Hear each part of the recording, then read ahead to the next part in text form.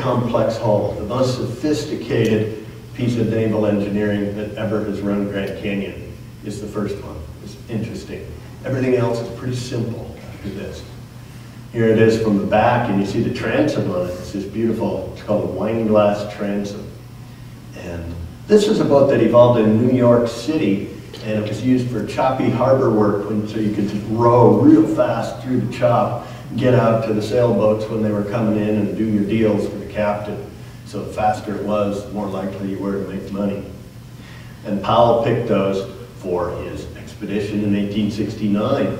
Here's some photos of the second expedition in 1871. You can see that wine glass transom on all three of them. Real pretty boats, but not that practical for rocky water. Here they are about to launch with their fine boating suits on. They've got two men rowing, so there'd be two sets of 8-foot oars with guys with their back downstream, pulling as hard as they can go, and then a guy standing in the back with basically a tiller or a sweep oar, trying to steer this boat that really would rather go straight. It's quite a cumbersome craft to run down the river. 20 years later, the Railroad Survey came up with a very similar boat, almost a canoe, but still very much like a white hull. 2 oarsmen and a tiller coming out the back. And here's a shot of them fixing them. See how long and straight that is, and how curved the bottom is, and very, very narrow. Well, Powell portaged around most of the big rapids, but if he hadn't, it would have gone something like this. This is a replica trip we did in 1999, and that's me and Tim Cooper, Scott Perry, all Grand Canyon boatmen, trying to run one of these through the rapids that Powell didn't, and it was really fun. A bit mad, but that's a 22-foot long boat, and the waves aren't that long. Here I am climbing back in Crystal after I got thrown out. And coming into Lava Falls, losing my angle here. This is about to get really bad, but they cut it. Harlan Tanny, I think a lot of you know Harlan. And here we are again. But the reason we were able to do this isn't because we were smarter than Powell or his men. It's because we had the benefit of 130 years of the evolution of the craft. And we had run motorboats, we'd run kayaks, we'd run rowboats, we'd run sweep scows. And this is sort of a hodgepodge of all those techniques. This is Hermit Rapid. I love this shot. This is as much fun as I've ever had with my clothes on. Boom! Woohoo! We got to build another one of these for the Centennial and a half in a few years. Just shooting for the moon. Anyhow, that's what Powell didn't do, but he could have if he had 100 more years of experience, perhaps. The Galloway boat. There aren't any movies of the Galloway boat, but this is Nathaniel himself in his little motor hat, and again you can see the curve in that thing. He's facing this way, and he's probably pulling back in that direction, moving away from a rock. He probably just missed this rock here. And here's a picture of him on the 1909 trip, and again this one really shows the curve in the bottom. It's very different than that Powell boat, but not much wider. They're both about 4 feet wide. Here's Emery and Ellsworth with the Defiance and their helper Boukman, still only 4 feet wide, lapped strake, lapped boards there. It's getting to be a better boat, but it's still not really a great boat. And then this is in 1923, another bigger Galloway style boat. So these are the boats that ran then. We'll move on to the Neville's Cataract boat, and here's Norm himself up in Mexican Hat, Utah, made of plywood, and it's a little over 5 feet wide, so it's quite a bit wider. You can use a longer oar, you can get better leverage. He's got a pretty extreme rocker, the ends go way up. So it's a better boat than the Galloway boat, and it really knocked him out of the running almost immediately. This is 1938 on his very first trip. And this boat's on display up at the Visitor Center at South Rim, the Wind. named for his dad, William E. Nevels. And this is Norm. That's a lovely smile, doesn't he? This is one of his prototype boats. He didn't go with this one. And that was his wife up front, Dory. Her maiden name was Drowned, which is just a terrible name for a boatman's wife. And this is Norm. There's really low and broad in that downstream end, and so they really didn't feel like they could run him through a lot of big rapids. Look at his arms, huge arms. And there's old Norm. So this actually was pretty good. It really ran rapids, and he did run most of the rapids at least once, but sometimes it just didn't look feasible.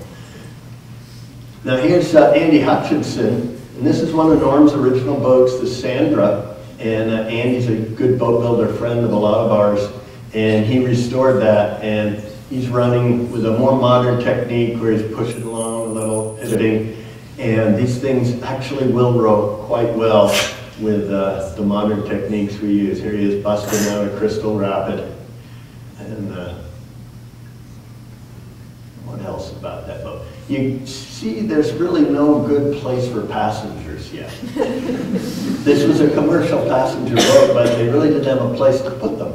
And so if they did run a rapid with passengers, they'd sort of cling out on that front deck. It's called riding fisheye. Or you could jam one person down in the back right behind the boatman.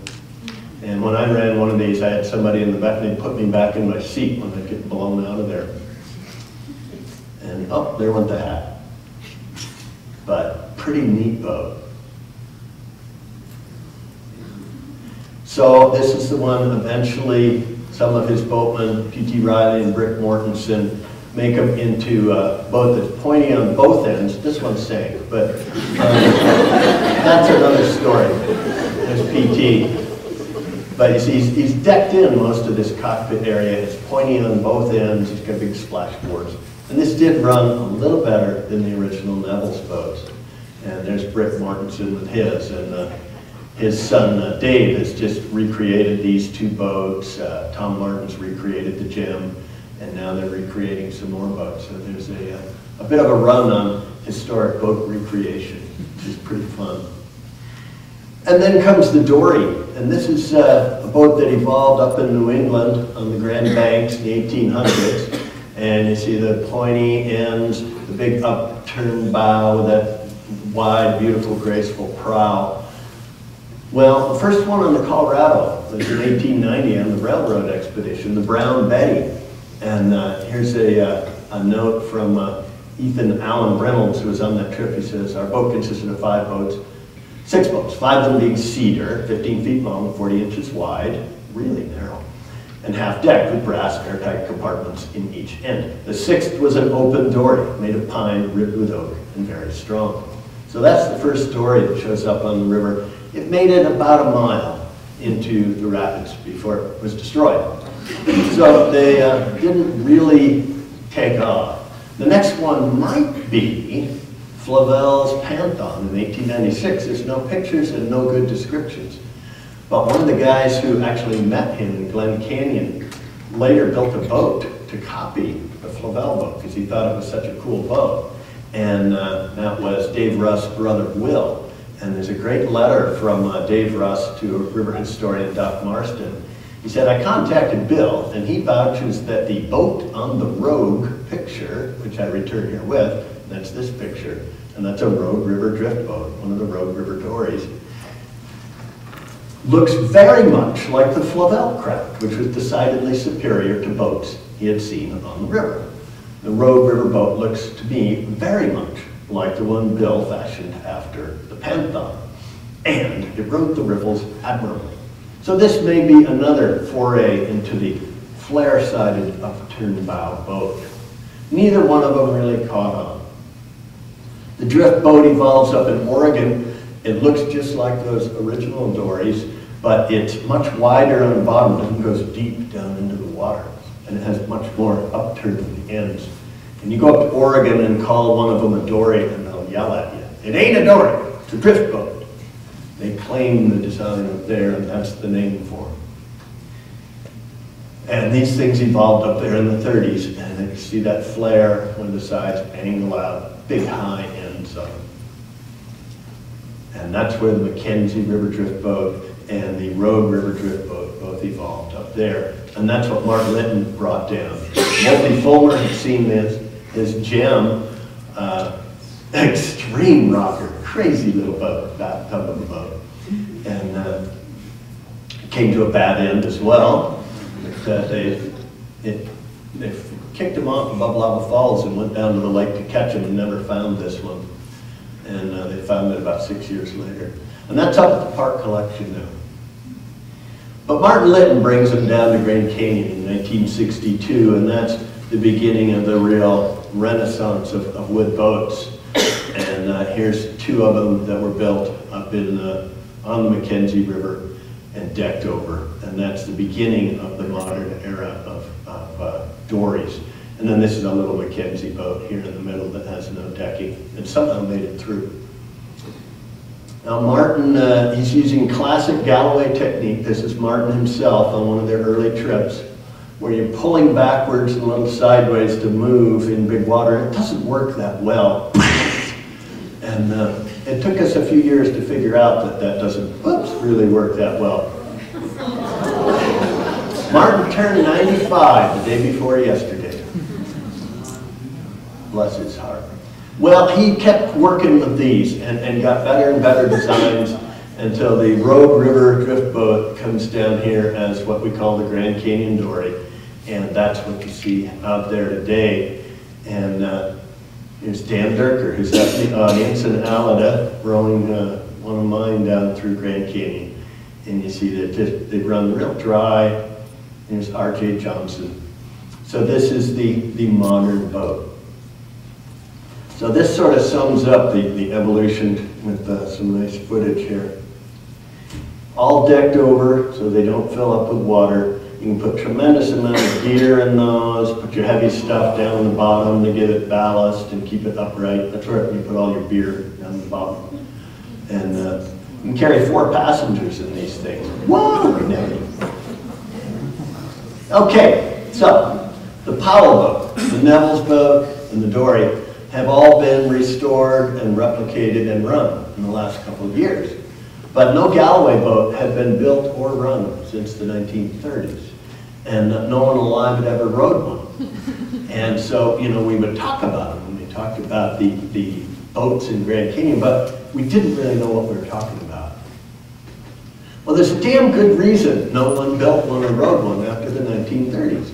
They're as long as those dories, and they're 2.5 feet narrower. So they're like a dart. So people kept asking, why are you doing this, Brad? I said, well, you know, why not? It's one of my favorite quotes is guru back east for wooden boats, a guy named John Gardner. He said, the way to preserve small craft is not to embalm them for static exhibits or tuck them away in mothballs, but to get their reproductions out on the water, use them, wear them out, and replace them. Treated in this way, small craft are immortal or as near immortal as anything can be. Historic small craft, the young and old and the in-between. They're to use and enjoy, pass on for future generations to use and enjoy ad infinitum. Preservation through use, that's the only way. I think it's an important way. I think the preservation is terribly important, but unless we're actually getting some of these out there and running them and letting people realize what they were like, I think you lose a lot of context to those boats. So there were different challenges. What the Kolbs had, they had to buy a boat, but $450 was a heck of a lot of money back then. They weren't interested in building one. They had enough of a challenge ahead of them. Finding a movie camera, tremendous challenge for them, because the very few that were being made were uncontracted studios that were starting to build these theaters and make the very first movies, and they were not for private people. And they had a heck of a time finding one. And they had to learn to row. And logistics were kind of tough back then. You couldn't just throw it on your trailer and drive to the put-in. You had to get a train to get to Wyoming or to central Utah. There were only a few places you could get a boat to the river in those days. Now me, I had different challenges. I wanted to build a boat because I didn't want to buy one, and no one had one for sale anyhow. And so learning to build that style of boat was really quite exciting. Buying a GoPro movie camera